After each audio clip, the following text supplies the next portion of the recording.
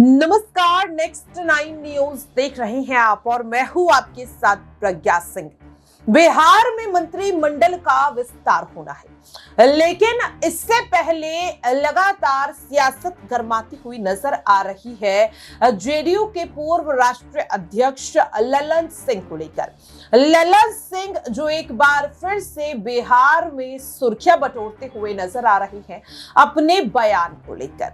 बता दें कि कहा जा रहा है कि बिहार एनडीए में अब सीट शेयरिंग को लेकर लगभग बात फाइनल हो चुकी है। सूत्रों की माने तो यहां पर खबर सामने आ रही है कि जेडीयू के पास यहां पर 16 सीटें, बीजेपी के पास लगभग 17, चिराग पासवान को 5, हम पार्टी को यहां पर 1 सीट और उपेंद्र कुशवाहा की पार्टी को 1 सीट देने की बात कही जा रही है।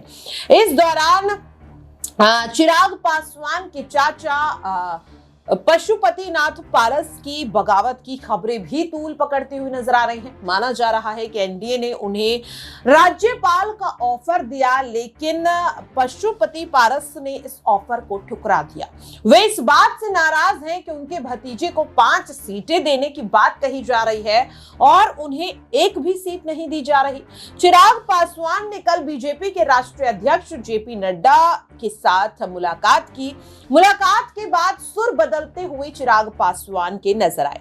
सबसे पहले आप सुनिए चिराग पासवान के बयान को जो उन्होंने जेपी नड्डा के साथ हुई मुलाकात के बाद दिया। आदरणीय नरेंद्र मोदी जी का हृदय से आभार प्रकट करता हूं। उन्होंने हमेशा जिस प्रकार गठबंधन के भीतर मेरा संरक्षण किया, लोक जनशक्ति पार्टी रामविलास को उचित मान सम्मान देने का हमेशा कार्य किया।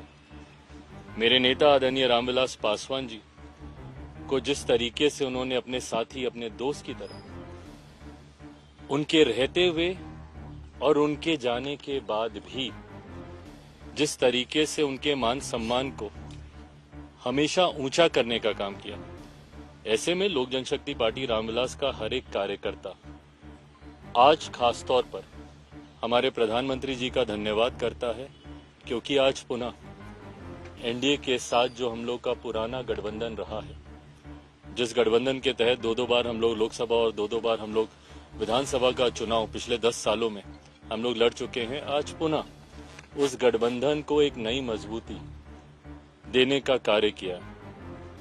मैं भारतीय जनता पार्टी के राष्ट्रीय अध्यक्ष आदरणीय जेपी नड्डा जी, केंद्रीय गृह मंत्री आदरणीय अमित शाह जी का भी विशेष तौर पर धन्यवाद करूंगा, जिन्होंने एक बड़े भाई की भूमिका पार्टी के तमाम हितों को, पार्टी की तमाम चिंताओं को, पार्टी के तमाम कंसर्न्स को न सिर्फ एक्नॉलेज किया बल्कि एड्रेस करने का भी काम किया।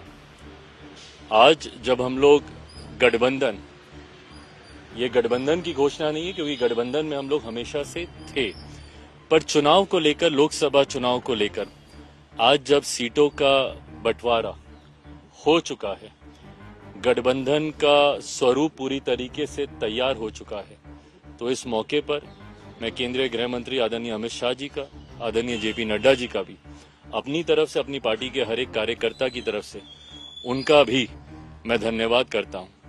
आने वाले दिनों में लोक जनशक्ति पार्टी रामविलास सिर्फ और सिर्फ एक ही लक्ष्य के साथ इस रण में उतरेगी कि बिहार की 40 सीटें हमारा एनडीए गठबंधन जीतेगा और देश में 400 सीटें जीतने का जो लक्ष्य है, ईमानदारी से मैं बोलूं, मुझे कई बार ये लक्ष्य छोटा भी लगता है और ये ओवर कॉन्फिडेंस नहीं है। ये जब आप गांव-गांव जाते हैं, घर घर जाते हैं, और क्योंकि हाल फिलहाल के दिनों में न सिर्फ बिहार में बल्कि विभिन्न और राज्यों में भी पार्टी के कार्यक्रमों में मैं गया हूं, ये मेरा विश्वास वहां से आता है कि ये 400 का लक्ष्य न सिर्फ हम लोग पार करेंगे बल्कि बिहार में जो पिछली बार 1 सीट किसी कारणवश हम लोग की रह गई थी, इस बार 40 की 40 सीटें एनडीए का ये गठबंधन मिलकर जीतेगा। सर 2014-2019 का जो फॉर्मूला था सीटों को लेकर, क्या उसको लेकर कुछ आप बता पाए कि 2024 में जो फॉर्मूला होगा, भाई हकीकत है, मैं दोहराता हूं जो मैं बार बार मैं कहता हूं कि मैं गठबंधन धर्म की मर्यादा को तोड़ूंगा कि मैं कोई भी बात सार्वजनिक आप लोगों के साथ पहले कर लूं, जबकि गठबंधन और आप लोगों ने देखा है कि हमेशा से 2014 में भी गठबंधन के तमाम साथियों ने बैठकर इसकी घोषणा की, 15 में भी विधानसभा के चुनाव में भी हम लोगों ने ऐसा ही किया, 19 में भी ऐसा ही रहा, 20 में भी ऐसा ही रहा। मुझे लगता है बहुत जल्द गठबंधन के तमाम साथी वो सब एक साथ बैठकर न सिर्फ सीटों की बल्कि सीटों का चयन भी हो चुका है, उसकी भी घोषणा हम सब साथ मिलकर करेंगे। हाजीपुर को लेकर के क्या एक चीज आ रहा है कि जो दूसरा खेमा है आप लोगों का, क्या वो इस गठबंधन का हिस्सा है, क्या वो आपके कोटे में है या नहीं है? भाई मुझे नहीं पता कि वो गठबंधन का हिस्सा है नहीं है, ना ही वो मेरी चिंता में है। हाँ, इतना मैं कह दूं कि मेरे पास किसी का कोटा नहीं है। मेरी जो सीटें हैं वो सिर्फ मेरी हैं। गठबंधन में कौन है वो है कि नहीं, कौन है नहीं, बाकियों का तो मुझे पता ही है, वो है कि नहीं मुझे नहीं पता। बट हाँ, मेरे पास किसी के कोटे की सीटें नहीं हैं।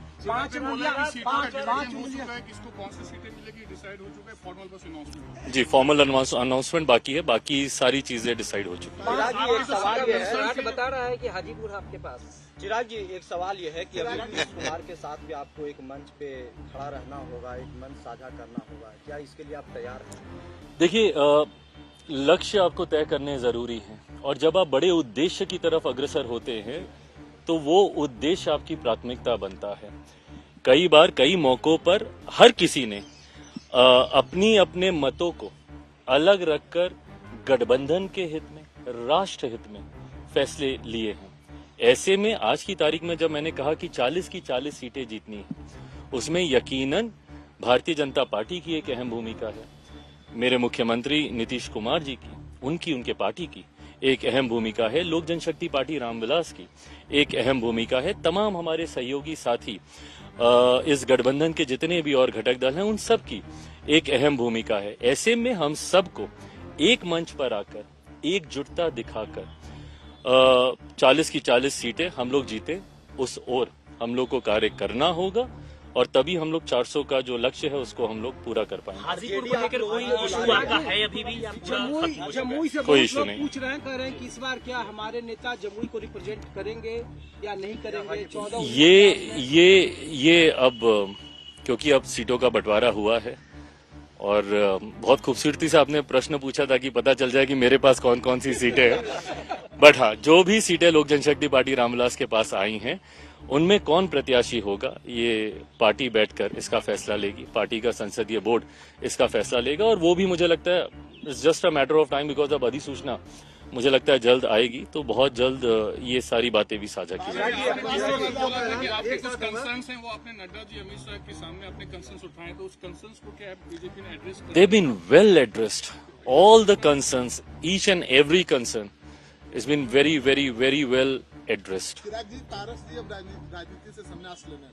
अरे बाप। चिराग जी, एक सवाल है कि आरजेडी बुला रही है कि आरजेडी कह रही है कि नीतीश कुमार चिराग पासवान को वहाँ कुछ हासिल नहीं होने देंगे, क्या आपको जो आरजेडी की ओर से ऑफर है आप कैसे देखते हैं? मैं दोहराता हूँ, अब हम लोग का लक्ष्य किस तरीके से एनडीए 400 सीटें जीते, जिसमें बिहार का सबसे महत्वपूर्ण योगदान है। 40 मजबूत सीटें हमारा प्रदेश देता है। अब एक एक सीट पे कैसे हम लोग जीत को हासिल करें, और ना सिर्फ जीत, एक बड़ी जीत। पिछली बार 19 में भी आपने देखा होगा हर सीट पर हम लोग का मार्जिन कितना खूबसूरत था।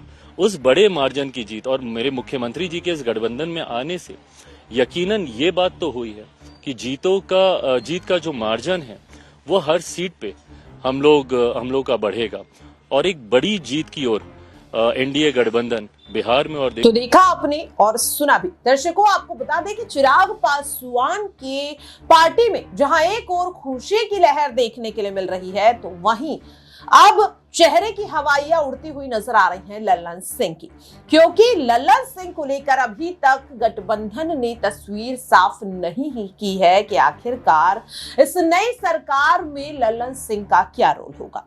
ना तो उन्हें कैबिनेट में शामिल किया गया, ना उन्हें कोई बड़ा पद अब तक दिया गया, और अब कहा जा रहा है कि उनकी मुंगेर सीट भी यहां पर खतरे में पड़ती हुई नजर आ रही है। सीट शेयरिंग को लेकर और चिराग पासवान को लेकर जब लल्लन सिंह से सवाल सवाल पूछा जाता है तो वे किस तरह से यहाँ पर भड़कते हुए नजर आते हैं। सबसे पहले आप उनके बयान को सुनिए। ये मेरा विशेषाधिकार नहीं है, ये मुख्यमंत्री जी का विशेषाधिकार है। क्षेत्र में बिहार में आपने उम्मीदवार का खड़ा है, इंडिया गठबंधन को क्या इससे नुकसान होगा या किसने खड़ा कर दिया? ओवैसी की पार्टी ओवैसी की पार्टी खड़ा करने दीजिए, ओवैसी की भी पार्टी है, वो अपना खड़ा करते हैं, तो इसमें कौन खास बात है? सीट शेयरिंग पर पेच फंसा था चिराग पासवान नाराज। ये भारतीय जनता पार्टी का जो केंद्रीय नेतृत्व है वो उन लोगों से बात करना है। तो देखा आपने और सुना भी, किस तरह से वे साफ तौर पर कहते हुए नजर आए कि वो इस मामले पर कुछ भी नहीं बोलेंगे। नीतीश जी का फैसला अंतिम फैसला होगा। सीट शेयरिंग को लेकर तो पार्टी के जो नेतृत्व है वही इस पर अंतिम निर्णय ले सकते हैं।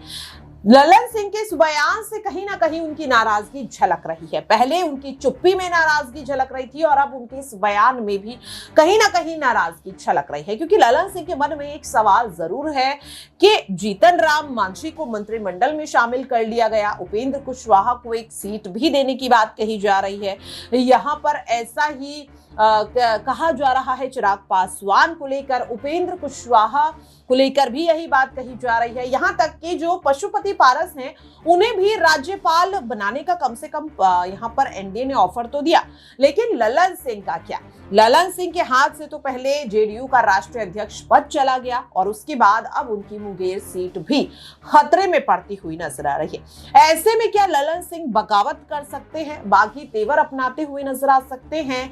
इसी को लेकर जब हमने अपनी सहयोगी नाजमीन से सवाल किया तो उनका आखिरकार क्या कुछ कहना रहा, सुनिए जरा। देखिए, यहाँ मुंगेर सीट की बात करें तो उस पर पेंच फंसा हुआ है। नीतीश कुमार की बात करें तो उन्हें वो सीट देनी ही पड़ेगी, लेकिन एनडीए और जेडीयू की बैठक होगी, यहाँ पर सहसहमति से फैसला होगा, तभी यहाँ पर निकलकर सामने आएगा कि ललन सिंह खुश होते हैं या नाराज़। लेकिन ललन सिंह की बात करें, उनके खिलाफ चुनावी मैदान में उतरने के लिए नीलम देवी तैयार हैं। नीलम देवी पहले कांग्रेस में रहती हैं, आरजेडी में जाती हैं, अब एनडीए का हिस्सा बन जाती हैं। मांग एक सीट की कर रही है मुंगेर की, वो किसी और सीट की भी कर सकती थी, लेकिन मुंगेर पर अटकी पड़ी है क्योंकि पिछला चुनाव लड़ा था, दूसरे नंबर पर आई थी, ललन सिंह से हार जाती हैं। लेकिन उन्हें अब ये उम्मीद है कि मैं ये सीट की मांग करूंगी, कहीं ना कहीं ललन सिंह को एनडीए साइड कर देगा। लेकिन ललन सिंह की नाराजगी खामोशी के जरिए बयां होती हुई नजर आ रही है। और बीते दिन जिस तरीके से कैबिनेट विस्तार को लेकर वो भड़कते हुए नजर आए और ये कहते हुए नजर आए कि उन्हें नहीं पता है, तो जाहिर सी बात है वो हर चीज़ से बचना चाहते हैं।